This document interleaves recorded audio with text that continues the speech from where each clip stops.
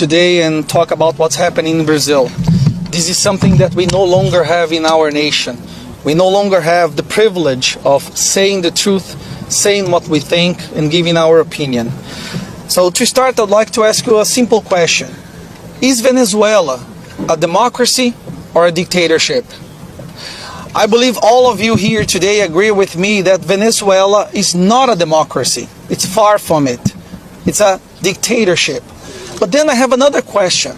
Does Venezuela have a Supreme Court? Does Venezuela have a Ministry of Education? Does Venezuela have Congress? Does Venezuela have public ministry? No. Yes, they have. But they are no longer a democracy.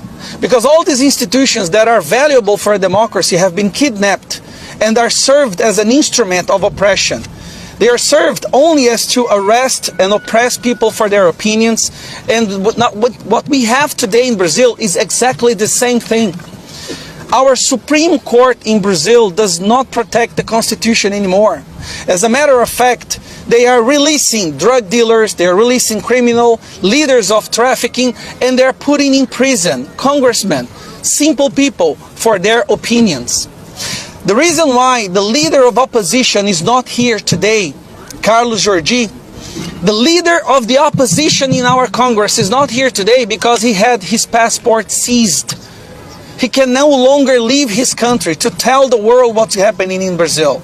Many other congressmen are not here today because they have had their passports seized. There's something called a fishing expedition. Pretty much everyone beside me here today has suffered. We've had our houses invaded by the federal police on a decision of Alexandre de Moraes, trying to fight something against us because we tell the truth, because of our opinions. In Brazil, the most dangerous thing you can do today is tell your opinion, speak your mind. But if you do drug dealing, if you murder people, if you do any other crime, you will be defended actually.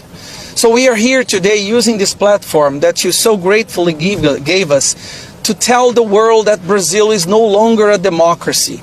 What is happening in our country can happen in your country as well. Pay attention to our country.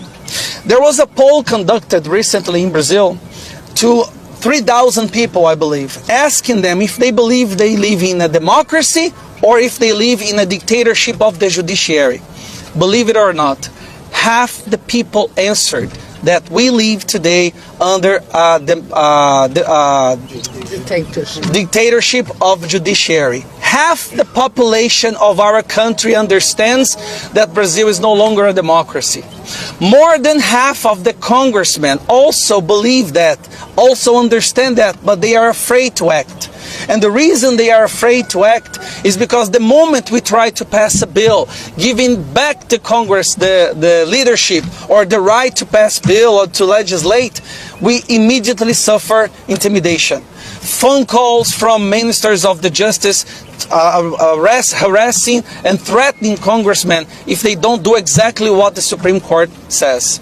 So I'm here today representing the leader of the opposition, Carlos Jordi, who was not able to be here today, representing Daniel Silveira, a congressman who was also arrested, and many others. Carla Zambelli, who cannot be here today because her passport was seized.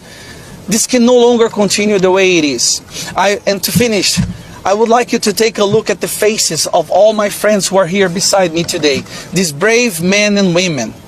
These people now are at risk of the moment we set foot back in Brazil, we can be arrested, we can suffer search and seizure, we can have our lives destroyed. Why? Because of corruption? Because we steal public money? No. Because we're fighting for a real democracy. Yeah. Because we don't want to see Brazil becoming a Venezuela if that's not too late.